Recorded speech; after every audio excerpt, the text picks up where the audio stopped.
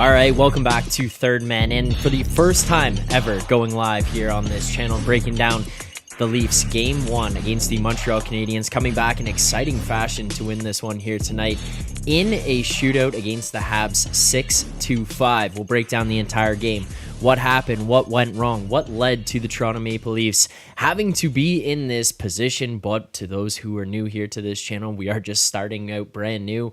We think that we were at a major subscribing amount over on another channel. We have moved over here now, so if you are here watching for the first time, if you're new here, or if you are coming over from the other channel and haven't hit subscribe already, please make sure to do so.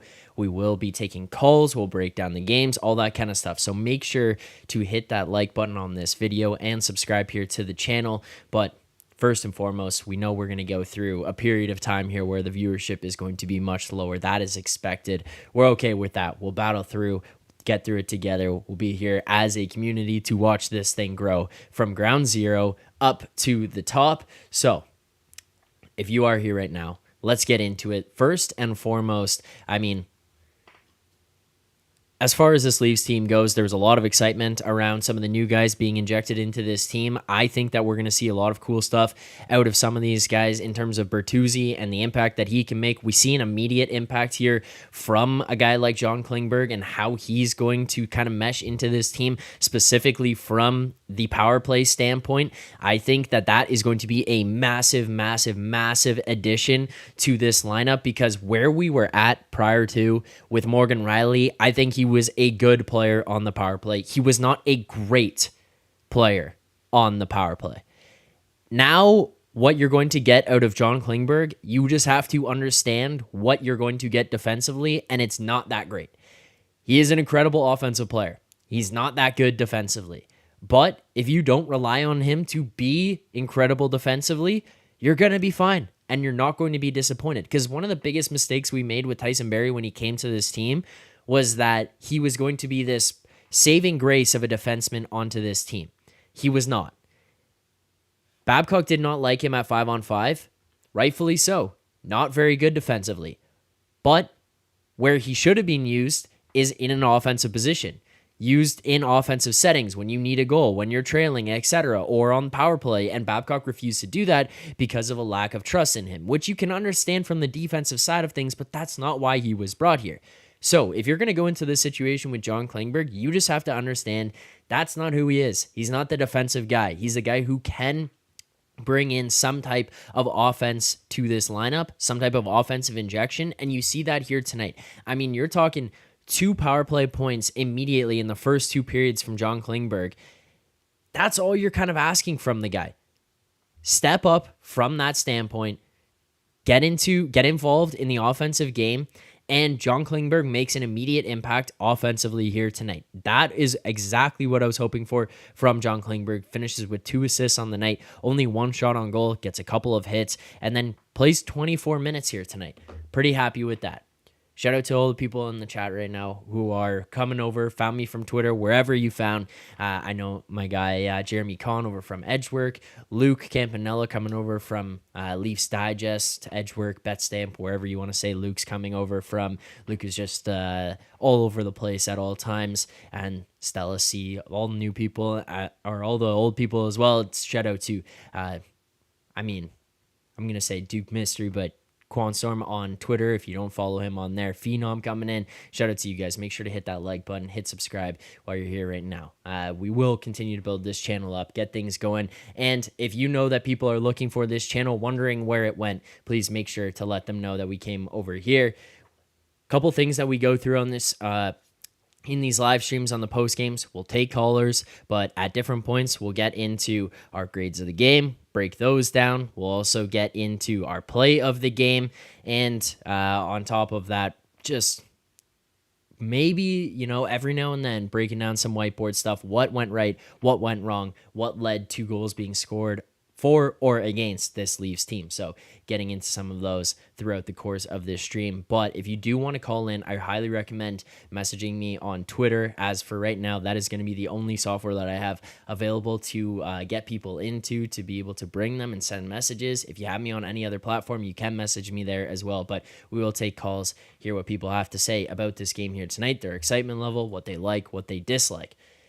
Now, let's kind of go through the game just from a chronological standpoint of what the process was getting to a 6-5 shootout win. Basically, where you're at to start this one, if you were sitting there saying to yourself, how are we down 1-0 in the first 5 minutes, you are lying. Lying about being surprised at all, because this is exactly what this Leafs team does in these big moments. I was sitting here hoping that it was going to be slightly different. Maybe you bring a little bit of a different energy. You see Ryan Reeves coming out, giving the old bicep tap when he comes out of the tunnel and is introduced. He's going to bring that type of energy. Goes down, lays a massive hit in the corner, gets into a fight with Arbor Jacki. Ryan Reeves is going to bring that kind of energy. Every now and then you're going to see a little bit out of him where it's raise the intensity up. Bring the heat of the game up and see what kind of difference that makes. Because a lot of times we've seen this Leafs team in the past where they respond to the other team increasing the heat, and they can't really go toe-to-toe with it. How is it going to be different now if we start to see this Leafs team being the ones to instigate the heat, being the ones to turn it up? Because we saw Bunting go out and go at goalies or take dives or go into the corner, whatever it was, to try to get into other people's face. Now, we're going to see Tyler Bertuzzi go out there and stick a goalie and immediately start throwing punches after. Ryan Reeves go in the corner, hit a guy, lay a massive hit where he finishes 2 massive checks. Luke, I realize I'm saying massive a bunch here right now, so apologies for that. But lay a bunch of hits on that shift where he's going and finishing check. Finally, it results in Arbor Jacki deciding he's got to fight this guy. Leafs come away with a power play there because of the Arbor Jacki instigator. You're going to see some of that from this team this year. It's going to be interesting to watch. So I'm pretty excited about some of those additions, the way Bertuzzi fits in. But that being said, you see right away this Leafs team not have the full buy-in or the full energy going through them to start this game. And that is kind of just brings us right back to where we were last year, where you're sitting there watching this team going, how do you not get up for these games? How do you not get up for these moments? Because this is a team with a crazy amount of energy or skill, a crazy amount of variation and variety within their team in terms of how they're built. You should be looking at this team understanding that you have the capability of winning the Stanley Cup. There are going to be tweaks that need to be made along the way. 100%. I look at this defense. I still think that there's holes in it. I think Brad Treliving's not done. I think he's not completely happy with what he's seeing. I think that there's going to be some adjustments made. But you got to kind of look around and realize what you've got here. This is a team that for a few seasons fell really short in the first round. Then you get yourself into the second round finally, and you come out in the series against Florida, and you kind of lay an egg right away. Don't bring the energy. Don't bring the intensity. You have to show up at the start of every game. I know it's something Mike Babcock used to say. It was very frustrating. People would get really tired of it all the time. But the reality is, you have to start on time. Because getting behind the 8 ball and having to play catch-up in games is just not going to be good enough. You cannot sit in these spots where you are just going to chase and chase and chase the entire time. It does not matter how good your team is. It is not a sustainable way to play the game. It is not a sustainable way to go about a full 82-game season and then on top of that, expect it to work come playoff time. That is just not going to work. So we're not going to go all full bummer on the Leafs here, but as far as starting on time, being ready at puck drop, not there tonight. Can't really have that. Got to be getting things going right away, right off puck drop. I know people, I see Mig here in the chat coming over from Leafs Digest. Appreciate it. Make sure to hit that subscribe button. Hit like here on this stream. We do want to make sure that everyone is able to find this channel, and the best way to do so would be subscribing, liking, turning on notifications so you get notified every time videos drop, every time live streams just like this one happens. So make sure that you're hitting like, subscribe, and turning on notifications. And if you know anyone else who is looking for these streams, please make sure to let them know where we're at. Jeff, massive show tonight. Yes, we're starting up on this channel. As I said, it is going to be a grind. I mean, if you're here before, if you were here with me on the other channel, you know we're typically getting 200, 300 people in these post-game streams. It's going to be a slow grind. We're going to have to build our way up to it, but it is what it is. It'll be fun. We will take calls throughout the show here tonight, so if you do want to call in, please message me. I will make sure I get a link over to you, and we can get people calling in, giving their thoughts, letting me know what they think about the game, how they feel about this Leafs team moving forward. I am interested in hearing that. But oh, sorry, Quinn. I apologize. I've always thought Quinn messaged me, said that his name's Quinn. I always thought it was Quan on Twitter. It is not. That is on me. I apologize, but there we go. We'll get this underway. We'll get this figured out as we go forward. So appreciate all of you who are also saying unsubscribe from the other one, came around here to the new channel. We will get this thing going. We'll continue to pick it up. So, all right, we'll get into.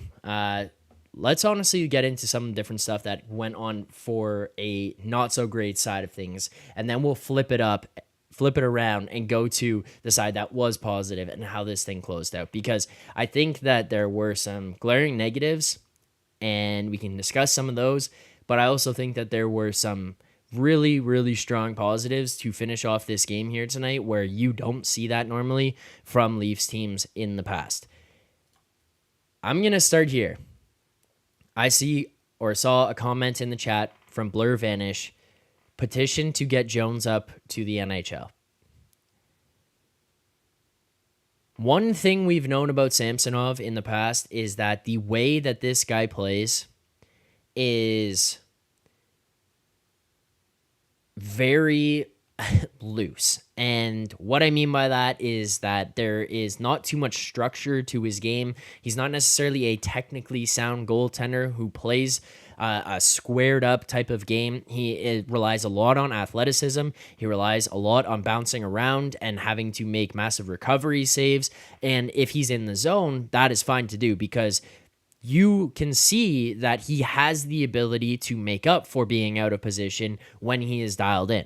The problem that we've found with him in years past, and specifically last season going into the playoffs, or in last season, I guess, and then specifically going into playoffs, is that when he starts to get shaky, it seems as though he kind of overcompensates with the reactionary play.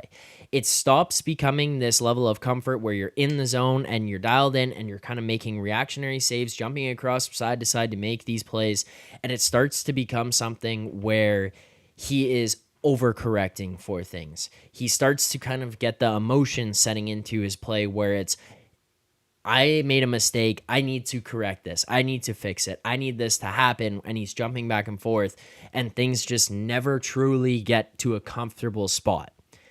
That kind of felt like where we were at with Samsonov to start this game here tonight. I'm not necessarily on the get Martin Jones up here right now train. I understand some of the frustration with watching Samsonov here tonight. It did look shaky. It looked rough. He didn't look too settled in. But the positive of all this is that you have Joseph Woll sitting there behind them, and you have Martin Jones in the AHL who cleared waivers. If you didn't watch the video that I put out the other day, I did put out a video talking about the fact that Martin Jones clearing waivers was in part because of a brilliant move by Brad Treliving. Taking that $100,000 bonus and having it be paid out today is legitimately pocket change to MLSE. Those guys could care less that they have to pay that money out to him and have to give it to him despite the fact that he's playing in the AHL. They don't care, because in a much more realistic sense, it saved them from having to go out and get another goaltender who could sit there in the minors. It saved them the opportunity for another team to come in and steal him off the waiver wire, because they sat there and other teams went, do we really want to pay this guy $100,000 cash tomorrow? A lot of teams are going to look at that and say no. MLSE, they don't care. That money means nothing to them to have to do.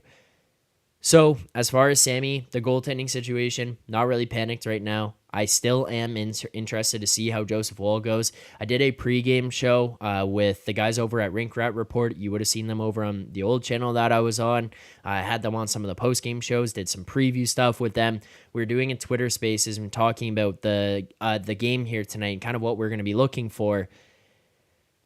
I gave a prediction that I think Joseph Woll is going to play about 35 games or more and kind of push himself into a position where he can take over from Samsonov at the end of this season and be in a spot where he could be the number one and create a strong debate going into the playoffs that he is your guy. He is the number one. So while Blur Vanish is sitting there saying, yeah, he's got some concern over, hey, petition to get Martin Jones up here, I get it.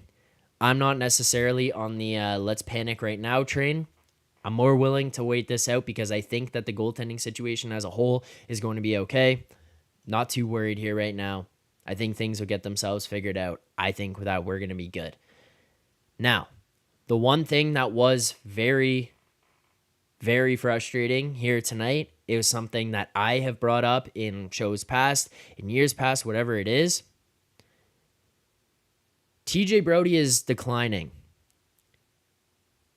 TJ Brodie started last season to rapidly diminish. His returns were rapidly diminishing. The way that he was playing, the amount that you could rely on him on a shift-to-shift basis through the course of an 82-game season, it just started to fall off. You can no longer trust that he was going to be the person that was basically going to be able to hold on throughout a lot of minutes in a game and do that continuously moving forward. It is what it is. I think that where you're at with TJ Brodie is you're going to have to start to look to limit minutes, limit situations where he can be exposed. And I think Brad Treliving is going to have to kind of start to look at a move that could be made to move on from TJ Brodie or upgrade on TJ Brodie here. Because the other thing is he is sitting at a decent contract that's eating up a good amount of the salary cap right now for this year. Obviously, this is the last year that he's on it. But if you're going to sit here and look at that TJ Brodie contract and what he's providing on the ice, he's not living up to the value of this final season. He's just not right now. So I'm concerned there. I'm concerned with the reliance that is being placed on him. I think that genuinely where you're at with TJ Brodie is that he's not the player he was. He cannot be played in the role that he was in. Now, where the rest of the concern is going to come in with this defense is this. Timothy Liljegren got put in a spot where he was in the top four. He made a massive error at the end of the game to allow Montreal to get to that 5-3 spot. Morgan Rielly tries to play the puck in the neutral zone. You pair those two together because you are clearly looking for more offense. You are looking for an opportunity to have guys jumping in, taking some risks. I didn't foresee the risk coming with a play in the neutral zone. I did not foresee it coming from Morgan Rielly fumbling the puck between the blue lines. The puck goes over to Timothy Liljegren, and then a play that we've seen him do far too many times for it to almost just be like a coincidence now is that Timothy Liljegren goes to pass the puck up the boards on his strong side, mind you, as he's skating backwards, and he fans on the puck. This seems to be something for Timothy Liljegren in his game where he struggles with making the play up the ice while moving backwards in his own zone. I don't know if this is something I'm just overanalyzing, but I can remember clear instances of him doing this. One of the ones that sticks out to me glaringly is one play in Nashville. I believe it was 2 years ago. He's skating back along the boards, along towards his own hash marks. And as he's skating backwards, he goes to make the play up the ice. There was another one last year that led to him being sat and put up in the press box for a couple of games.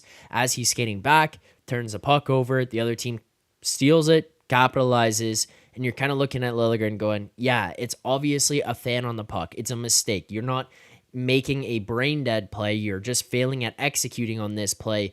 But that being said, this is turning almost into a pattern here with him, where you're kind of sitting here looking at some of these things that's done and going, okay, why is this happening frequently? Why do you continue to make these same mistakes?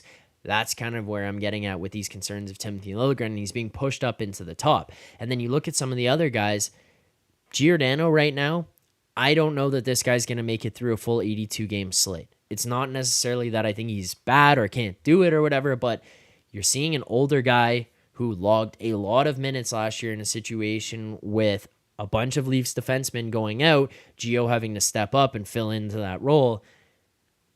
Mark Giordano just didn't hold up as well. And by the time that you got to the playoffs, it really, really started to fall off. So for me, looking at this D-core right now, I think that there's some holes. I think that there's some upgrades that need to be made. I'm kind of a little bit concerned of where they're at. Offensively, I think that they're fine. I mean, you look at this game here tonight, 6-5. They can clearly score goals. Austin Matthews, 3-goal night. Nylander scores, like contract year. This guy's going to be fired up. He's going to want to be involved. He's going to up his production. He's going to have a little bit more hunger in his game. I'm not really worried about them offensively. I predicted, and I hold to it, that I think that this could genuinely be one of the best lines in hockey with Bertuzzi, Matthews, and Marner. I see the floor of Bertuzzi points this year being 60. I know that things didn't just jump off the page here tonight for a Bertuzzi game, kind of sitting here going, oh yeah, this is Bertuzzi being in a spot where he's producing like crazy. I mean, no points from him here tonight, but 4 shots on goal. He's all around it, gets guys in the mix, makes things happen. I think that still could be one of the best lines in hockey. Again, if you want to call in, please make sure to send a message over. I'll get people into the show. You guys can let us know your thoughts on the game, your thoughts on the Leafs moving forward, the concerns, agreement, disagreement, whatever it might be as well. If you are watching right now, you have not hit that subscribe button, make sure to hit subscribe, hit like on the channel, as well as turn on notifications so you get notified when we go live moving forward, because all the streams are going to be here. We've moved over to a new channel. We're building this up from the ground. And maybe if we get enough subscribers at some point by the end of this season, we'll explain the move over to the new channel from the old one. But I appreciate everyone who's continued to follow over here, who's supported across channels. Obviously, a little bit hard to find me. I couldn't necessarily go out there and just start posting that I had moved across channels. So for you guys to put in the effort to find where I was at and where all these videos were going to be made, live streams are going to be happening, all that kind of stuff, I do appreciate it a lot. So thank you very much there. As far as I see another comment in the chat here. So Blur Vanish saying, Gregor, great signing too. Look, the one thing that I was interested about a lot going into this regular season, coming out of the camp preseason, there was what is the identity of this team going to be? How are they going to try to shape this? Because when you look at Nick Robertson, Holmberg, Steves, you're kind of looking at guys who could fit into bottom six on cheaper contracts, younger guys, younger legs,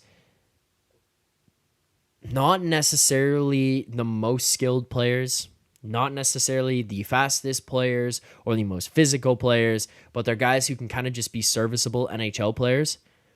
One thing Gregor has kind of seemed to do, he was able to do it here tonight, leading to his goal, was create offensive threats by using his legs and driving the net. You saw it earlier in the first period that I think kind of led to what happened later on to actually allow him to score that goal, where he drives down the side, creates some space across the defender, able to drive to the net, and then gets a little bit of a shallow shot from the outside.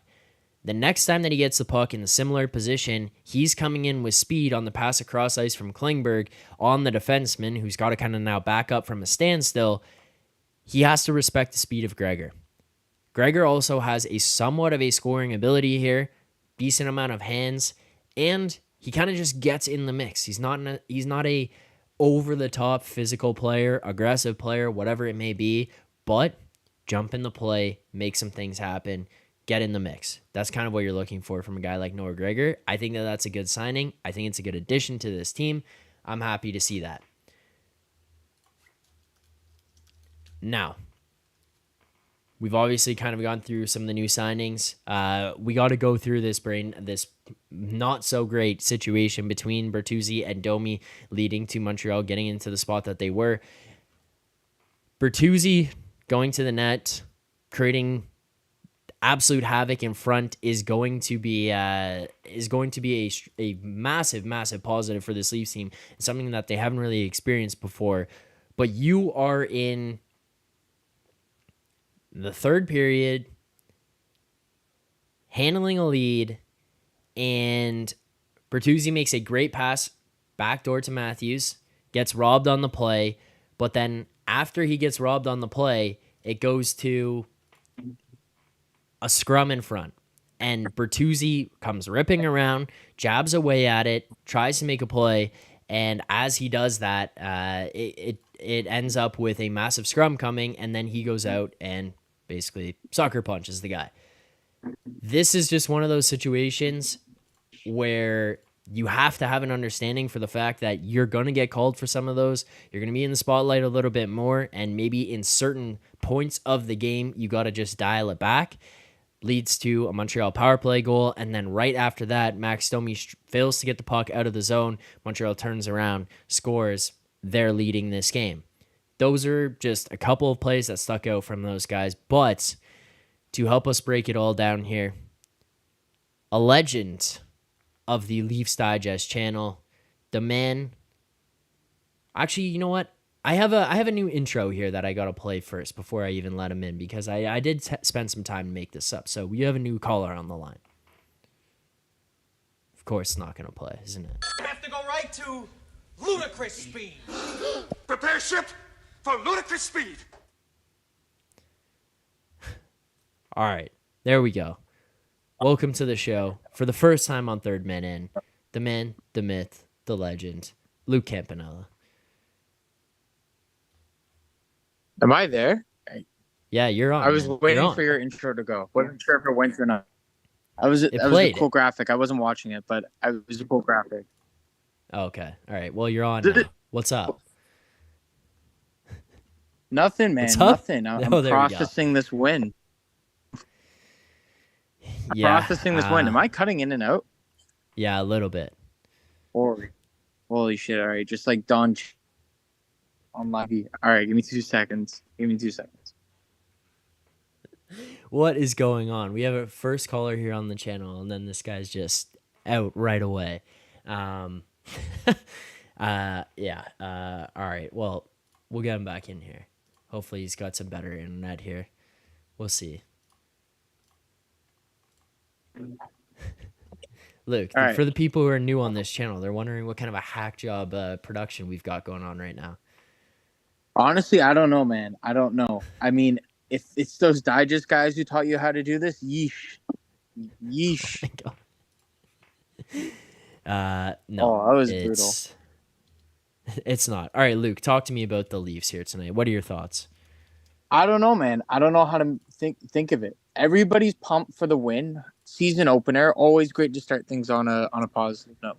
However, it was a 5-goal win. The goaltending was non-existent. The defense was non-existent.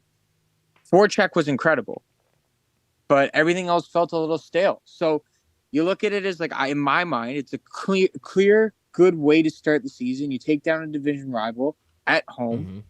but Mm-hmm. like, at what cost has like?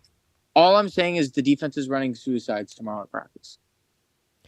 Well, I think that that's fair. I think that as far as the defense not living up to, I wouldn't even say expectations, but standards, not meeting standards of keep the puck out of your net, then that's a fair assessment. But like, you've been around Toronto fans and this Leafs team. Is this not the prototypical game one that you watch from this Leafs team every single season, or in these big spots like playoffs, game one, home ice against Tampa, lose 8-1, home to Montreal last year, lose the game. Like, these are the spots that the Leafs just let you down every time.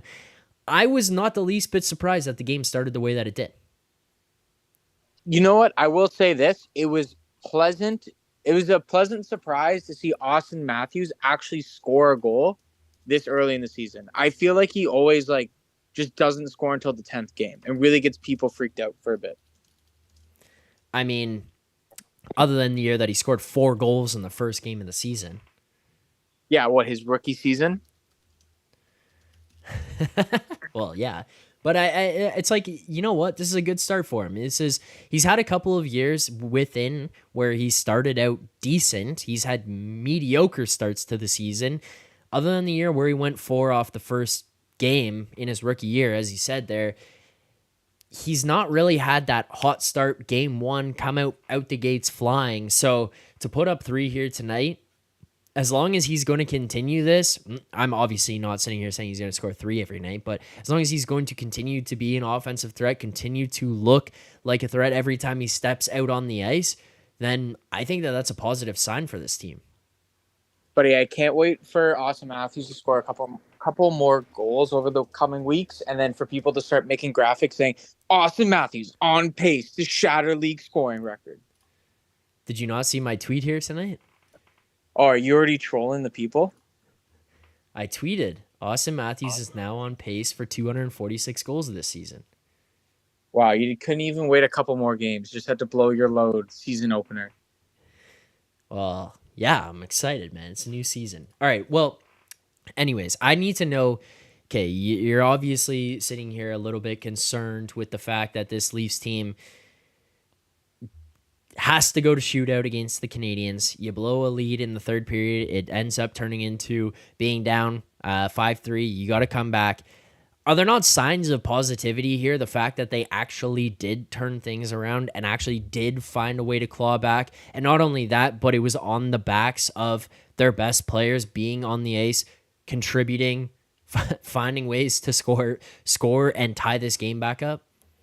No, I do think it's a positive. Like I said, it's a win at home to start the season. Like, there's positives to it. Don't get me wrong. Like, the situation could be worse. Like, you could actually look like Connor Bedard does. You're a professional athlete and you look like the type of cousin your parents make you take along for a walk after Thanksgiving dinner. You know that type of cousin? The type of cousin who tells you how good he is at something, and then you just proceed to body bag him for 20 minutes, except this kid actually has skill for a change. Okay, and but so off topic. I was just thinking about that. But yeah, he scored tonight. He did, and I put him on my bench on my fantasy team because I told myself I had to start Elias Pettersson because I named my team Registered PD Files, and it felt absolutely atrocious if I didn't include him. I don't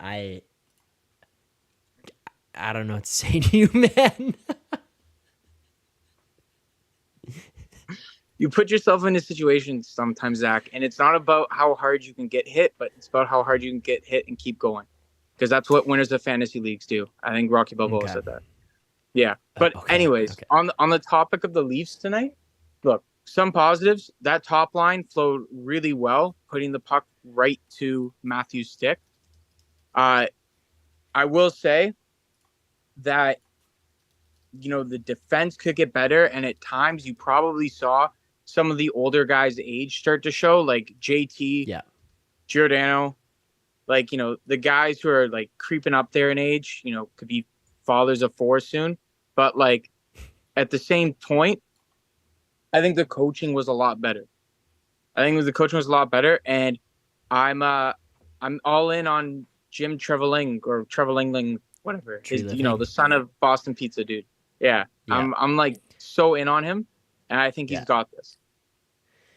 Well, I have faith in him here too. I don't think he's done. I think that there's more moves that he'd like to make. I think that there's more moves that he's going to make. I'm interested to see how this season goes because we obviously all know that this is kind of like a do or die season. Now you do get Matthews done for another 5. You get Marner has 2 more years left on his deal. Willie's done at the end of this season. So it's not like everyone's moving on and you're running out of this with veterans because as you mentioned here, obviously, you do have some guys getting older. Gio up there in age. TJ Brody kind of pushing the limits in terms of what his abilities are in the minutes that are being demanded of him right now.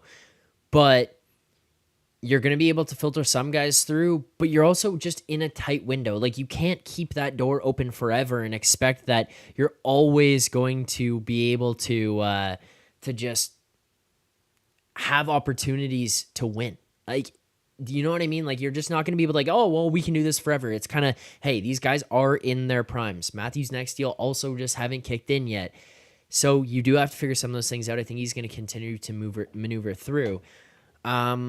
Luke, I know that you are very much in the pretty much a similar position that I'm in goaltending. There was a comment earlier about, hey, it's time, like petition to bring up Martin Jones, get him up here. There's some panic in Toronto right now about Samsonov and the way he played through the preseason, the way that he was at here tonight. Are you panicked at all about the goaltending here in Toronto? Well, like, what are your thoughts on that? Do you think maybe you got to explore other options? How are you feeling about the goalie situation? It's just a broken record at this point. Like, I think that's been the song of this team since Freddie Anderson left. And every year we say we got to upgrade the goalie, but they don't want to spend into it. So we get scrubs, and then, like you work with what you got. And in all honesty, at this point, there's no need to talk about a goalie because the Leafs have just proved time and time again they'd rather spend on forwards and offensive D than they would the tender. Yeah. I mean, I think that's fair. I think Like that you're they'll also never have Thatcher Demko on their team. Like, let's put it that way. They're never gonna have Thatcher Demko on their team, and that he's the best goalie in the league. So, okay, well, best goalie in the league might be a stretch, but yeah, I would also say that no, they're not. They don't have a Thatcher Demko, but. What I would push back on a little bit is that I want to see Joseph Woll in a full-time NHL role. I want to see him playing night in, night out, pushing up there, seeing if we can get him into close to 40 games this year. I think that he could be a solid goaltender. He's coming in on a cheap contract currently right now because they did extend him. So he's going to hold on to that for another couple of years. Samsonov does have this last one remaining, but I mean, look at Aiden Hill. Guy got hot to end the season for Vegas last year, stepped into a spot with a guy that ahead of him that was doing really well in Logan Thompson. He comes in, plays incredible, takes them to the Stanley Cup. They win, and he gets paid. Like, I think you kind of just have to have a guy who can get hot at the right time. And I think Joseph Woll could be that guy for this Leafs team. Well, I like tend to agree there with that statement. If you think about like the last great teams to win Stanley Cups, like I think like Tim Thomas and the Bruins, Jonathan Quick and LA, hell, like even Roberto Luongo when the Canucks went to the Stanley Cup and lost. These are just guys who like you don't always remember them for their regular season performance, but those playoff performances were like otherworldly. And Toronto just hasn't seen that. And it's unfortunate, too, because Freddie Anderson put up a great postseason last year. Well, not great, but I mean, it was better than Bobrovsky at points, which is huge. Yeah, Freddie just has the tendency to be the guy to let in the bad goal at the bad time. And I think that that was always my concern with a guy like Freddie Anderson. But we'll see. Luke, any other thoughts here in regards to this Leafs team? Any predictions for this season? What do you got for me? A quick question, just on top of the goalies. Who's the last great tendy to play for the Leafs?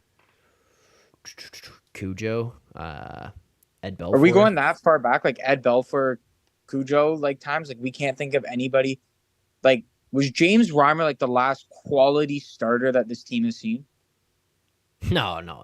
Freddie Anderson was the last quality starter. Okay, yeah. Sorry, I'm jumping. But like, yeah, no, like in terms of great goaltender though, Cujo and probably Eddie Belfour is where you got to go to find the last great goaltenders to play here. Absolutely slept on Jonathan Bernier for having the best moment of his career post-retirement. The Nelson Mandela mix-up will go down That was as not a top 10 post-retirement. Was that not during post-retirement. season? That was with the Leafs. Oh, that's so embarrassing, man. I was actually going to give him the benefit of the doubt that, like, he'd retired, probably had CTE from all the pucks, and, like, we're just going through it. Oh, that's bad. No. Yeah. All right, well, anyways, Luke, predictions? Yeah, I got predictions. Yeah. 60 wins on the season. Matthews finishes 55 goals. Marner finishes 10th in the league, in top 10 in assists. Those are my big three right there. So, say it again. 60 wins. Okay. 55 goals. Top 10 in assists. Yeah. For Marner. Yeah.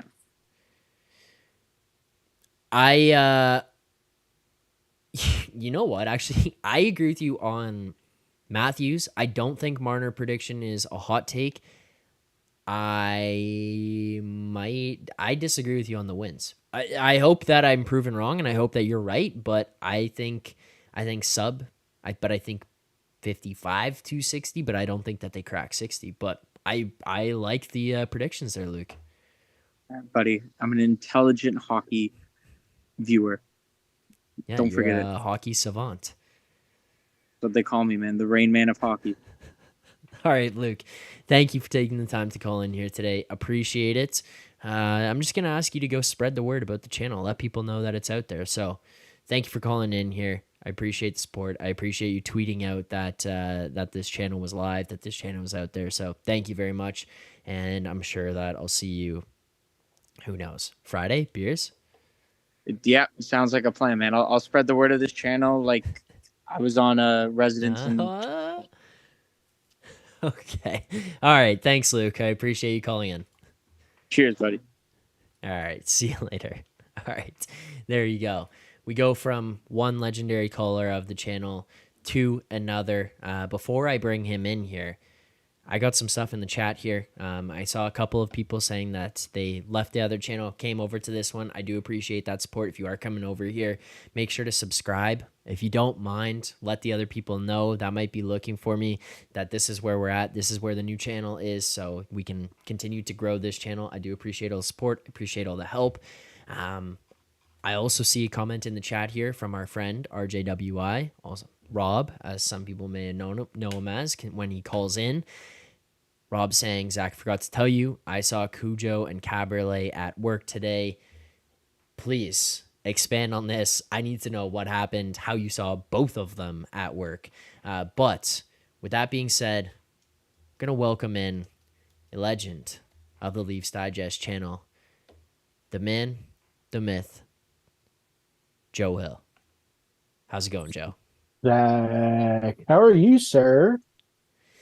Not bad. We're grinding out, having to build up this new channel again. It is, Yes, it it's is a bit of tough a having to grind. sit here, seeing we go from like 200 people watching the post game streams, the chat going crazy, to 7 people watching right now, 12 likes. It's a very different feeling, but I'm excited to get things going. I'm excited to build this channel back up to where we had it before. So it's an exciting time. I'm really happy that hockey's back. Football's been fun, but it's not hockey. Yeah, basically, same with you baseball. sit there. Same with baseball too.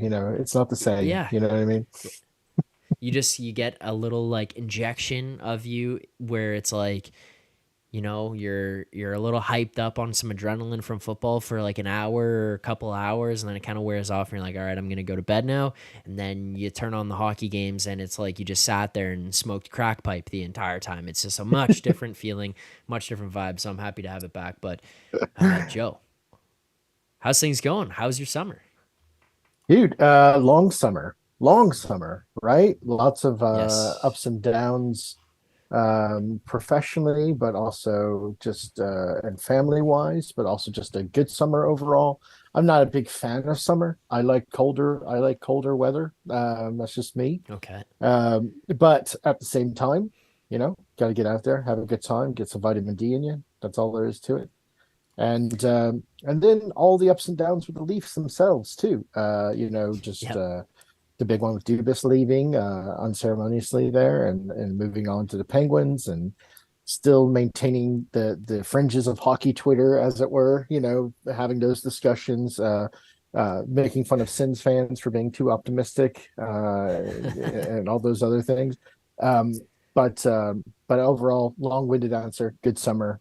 Glad that hockey is back, though. I 100% agree with you. So, and it's good to see your smiling face as well. If you've been there before, my friend, you will be there again. I know that you can. We'll spread the word as much as possible. It just starts with game one, right? And then by game Yes. 50, it'll be all forgotten and you'll be right back where you were. No worries. Just keep at it, my friend. Oh, thank you. I appreciate that. Hopefully, game 50 back where we were, that would be nice to see. But I mean, let's get into it. You talked about game one here. What did you like? What did you dislike out of game one? Are you taking away a lot? You have a lot of takeaways from tonight? Do you overanalyze, underanalyze, burn the tapes? What are your thoughts here? Game one, you win 6-5 in a shootout to the Montreal Canadiens, where you had to come back with a few Yeah. minutes remaining. It kind of reminded me of the Jack Campbell years, right? Where we had to come back from like being two or three down, right? Every Yeah. single night. Um, first 10 games are always a wash, dude. I'm really happy that we won the opener. I thought for sure we were just going to hand it to them, and that sucks because first it's the Habs, and second of all, it's game one. You got to come out ready. I mean, we had a long preseason. All the kids were playing hard. The senior guys now show up. They need to set an example and all that other stuff. And I thought that they were fumbling that a little bit, but in the end, a win's a win.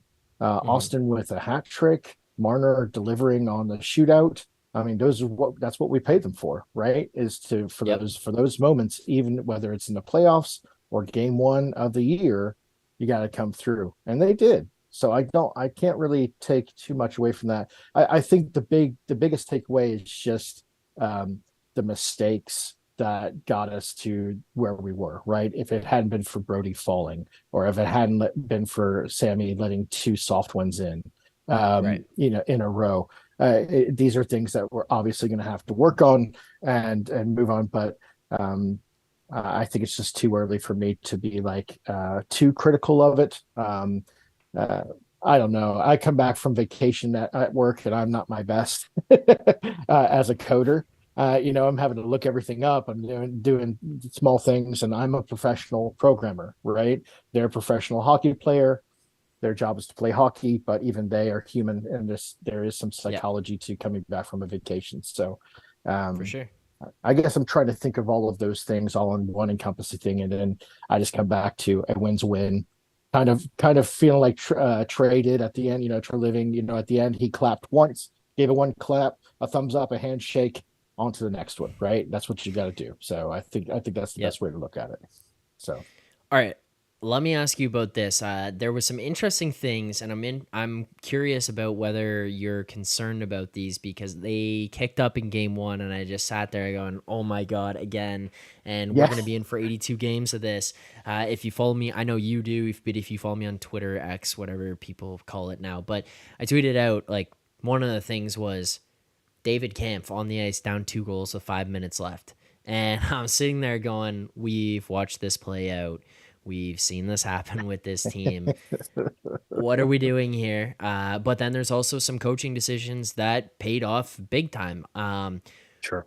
I think that there's a lot that's process oriented, regardless of if the results are there or not. And one of those that I would look to would be pulling the goalie. I think that even if Montreal had scored in that spot, I personally am going to take away from it. I would have come onto the show after and talked about the fact that I think that's still the right move. You need to score 2 goals to tie that game, and you want to give yourself the best opportunity. But that's also a lot earlier than we've seen them pull the goalie in the past. And Yeah. then you see them kind of the way that they played the 6-on-5 wasn't necessarily just like sheer chaos where you're going, hey, we've got more guys and just more skill on the A's. It was a little bit more structured, which I think might lean towards Guy Boucher and the way that he drew things up. But you see 2 late empty net goals from this Leafs team, but you also see Sheldon Keefe on the other side put David Kampf on the A's with 5 minutes left while you're down 2 goals. Right. Are you worried about coaching at all going into this season? You think maybe there's going to be a short leash on Sheldon Keefe? Like, what are your thoughts there? So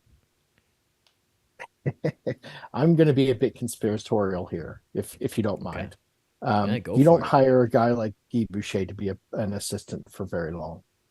I think that he was hired for a reason, not only to kick up the power play, but to dramatically shorten the leash for Sheldon Keefe, to be waiting in the wings and be like, either you perform or you don't.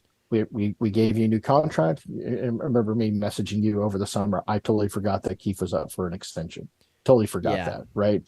Yeah. And I don't know if that's a good or a bad thing, but at the same time, he's not a terrible coach. It's just that some of the things he does, it's just like when he knows he has some time, he'll do some questionable things like camp on the ice, or constantly going with Kerfoot on situations back last year and others.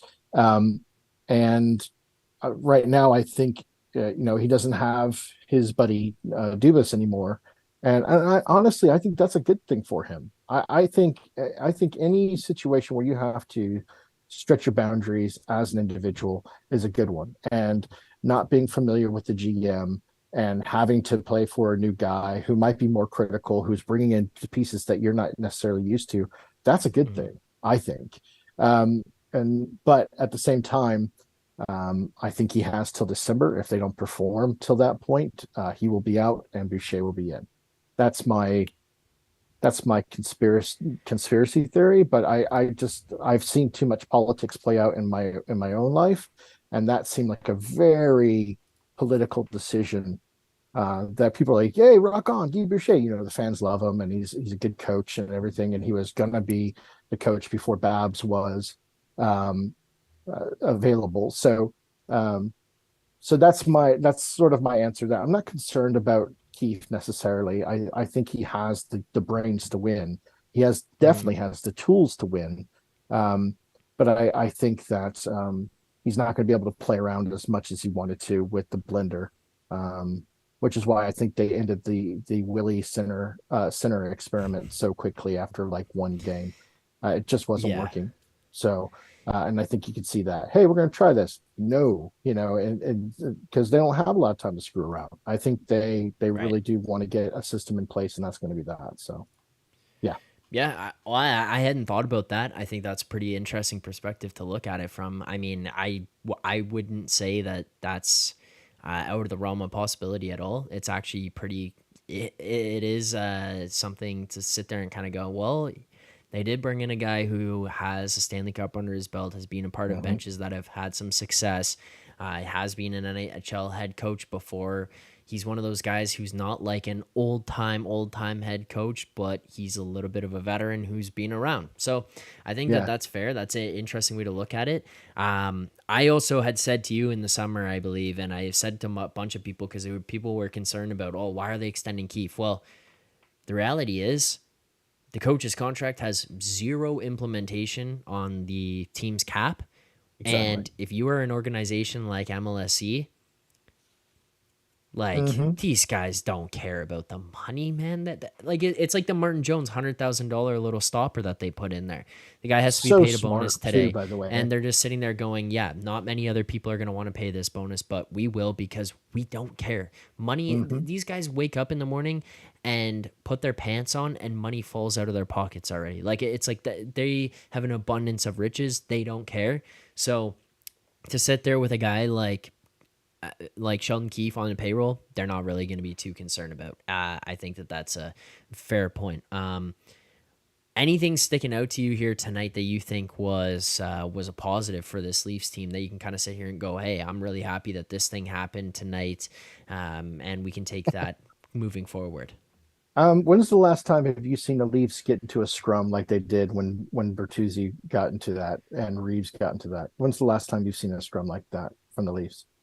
It felt very different. That scrum that Bertuzzi started, he got the penalty on and then Montreal scored, but that scrum that he started was the one that you typically feel like the Leafs are having to respond to because someone else has done it to them and punched them in the face. And this was the first time in a while that I've seen a guy on the Leafs go out and punch you in the face. The one thing you and I argued about in round 2 last year was a measured response to situations like Beckett and others, right?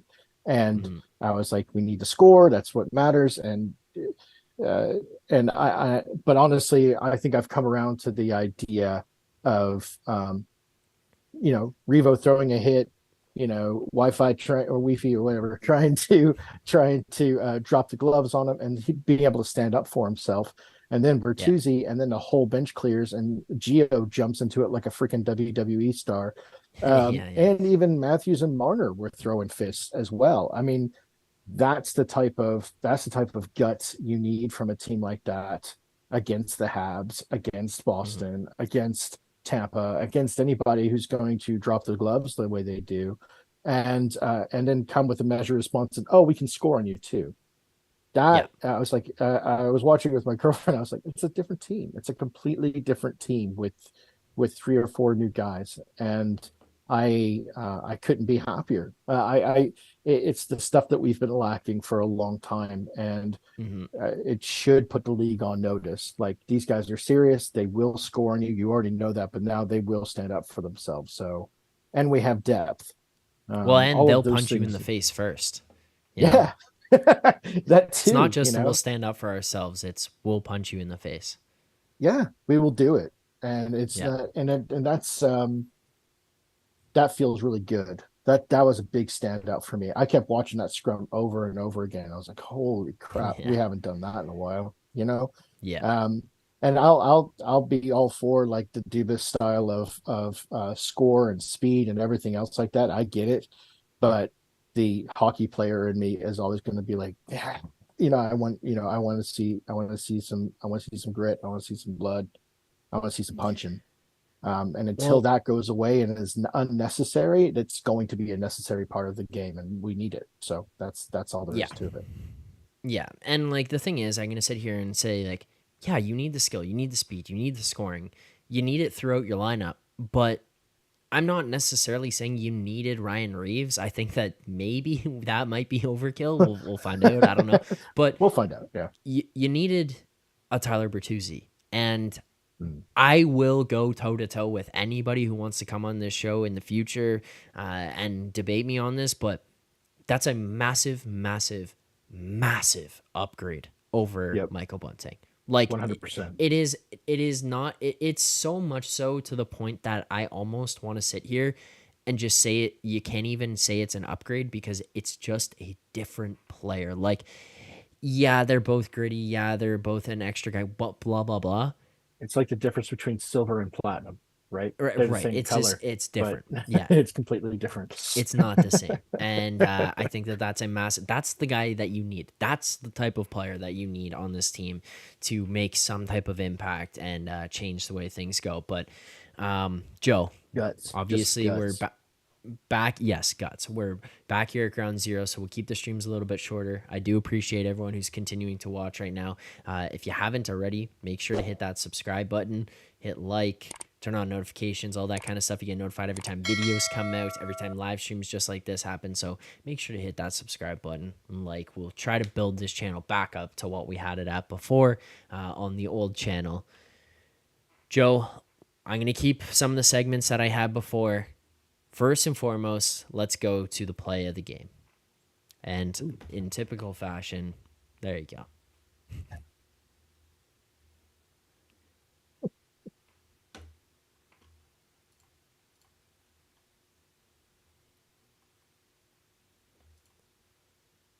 I don't even know if anybody could hear it or anything, but there was the play of the game. There's the play of the game. So, Joe, go ahead. What do you got for the play of the game here tonight?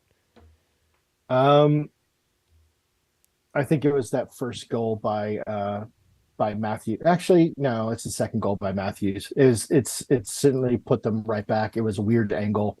It was exactly what they needed in order to get back into the game, in order to tie it up. I mean, dude was just clutch, and you can tell he's hungry this year. I don't know what happened in the offseason or whatever. I don't know if it's he's eating his Wheaties or whatever, but he definitely seems like he's in his old form, Bedard who. So for me, that was the play of the game. So yeah. All right, fair enough. I think for my play of the game,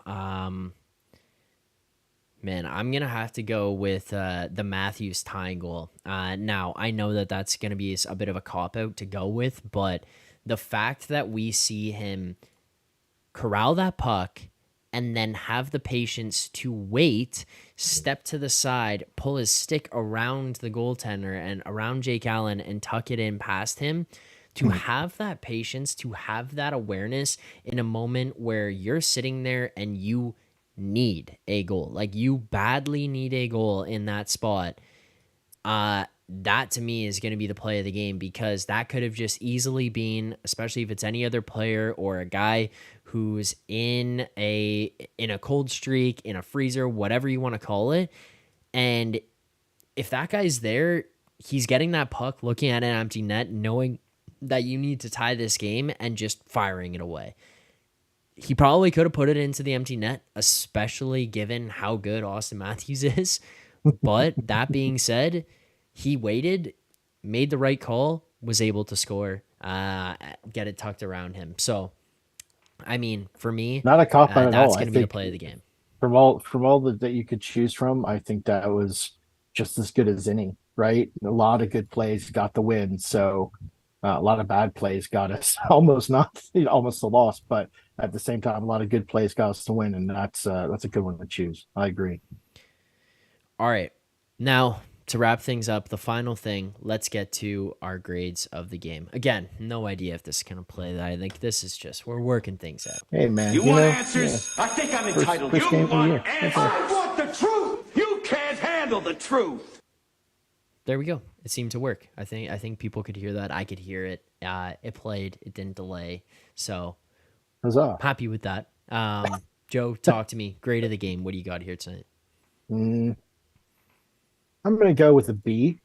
Pretty shaky on goaltending, pretty shaky defense, but a lot of good coming out of it, and it's a win. Even if it's a shootout win, it's still a win. We got 2 points, so I don't think we're in A territory, but I think we're definitely in B territory there. So I'm pretty confident with that. I'm going to go with about a B. I think that's probably fair, because I think with the B, I'm just going to go at, it's game one. This team always lets us down in these big spots in the game, to start seasons and stuff. Yeah. You respond after going down 5-3, but that being said, you put yourself in the spot to go down 5-3 late when you were holding on to a lead. You shouldn't have had that happen. Shouldn't have let that one slip away. You do fight back. So happy to see that fight back. That's going to bump things up for me, but this is just like one of those games where you saw some positives out of Matthews, Bertuzzi, some of the new guys. Klingberg looks good, gets a couple of points, but you see some negatives. Defense, still some weaknesses there. Goaltending, a little bit shaky here tonight. Got to get hot at the right time. I'm just kind of looking at it and kind of thinking, you know what? We get through this game. We get the win. Habs fans, they can have the moral victory of, hey, we pushed them to shootout all you want. I'm just going to take this one 1-0 on the season. I'm happy with that. I'll give it a B. Absolutely. Outstanding. Looking All forward right, to Joe. seeing what Wall can do on Saturday, by the way. Looking forward to seeing what that's Yes. going to happen. Yes. the I think kids I'll be earned there it. in person as well. So I'm excited about that. Hell yeah. Yeah. Yeah. But still will be a show post game, so don't worry about that. But Joe, thank you so much for calling in here. I appreciate it. For those of you who are watching right now and have not hit that like button, hit like. Shout out to Joe for calling in. For anybody else who wants to call in the future, obviously you can go ahead, send me a message on Twitter, Discord. If you have me on Discord, obviously we don't have a Discord set up for this channel yet, but you can message my personal Discord and I will send links to get people on. If not, if you have a way to contact Joe, Joe is a very good intermediary to also connect to me as well. So you can contact Joe, and I'm sure Joe will help out. Andrew Leonard, RJWI, these people, Phenom, all these people in the chat will help out if you're looking and you're trying to find out how you can get in contact or find this channel again. So thank you. But Joe, before I let you go, any final predictions, thoughts, hot takes? What do you got for me? I think I don't want to go for the whole league, but I think we finished top in the Atlantic. I say that with knocking on wood here, but I think that we have that potential this year, especially with Bertuzzi and Domi. I think with three lines that can score, I think that's a very dangerous combo. So I'm very optimistic there, and the most optimistic I've been in a long time. So it's good stuff. I think they finished top of the Atlantic too. So I'm 100% in lockstep with you on that prediction. Joe, thank you for calling in. I appreciate you taking the time. Appreciate the support, especially coming over to this channel as well. Thank you very much. And the next game is Saturday? Is that all Against right? Minnesota. Well, I will see you after the game on Saturday against the Wild. Thank you, Joe. Thank you, Zach. Talk to you soon. Sounds good. There you go. See, take some calls on this channel, break things down that way. But Leafs fans, thank you guys so much for tuning in here tonight. Thanks for following me over to the channel. If you haven't already, again, make sure to like this channel, like this stream, subscribe to the channel, turn on notifications. You will get notified every single time new videos, new streams come out on this channel. So you're not going to want to miss any of that. I appreciate the support. If you can help me out, help everyone else find me over here on this channel for these live streams, that would make a massive difference. But thank you to everyone who tuned in here tonight.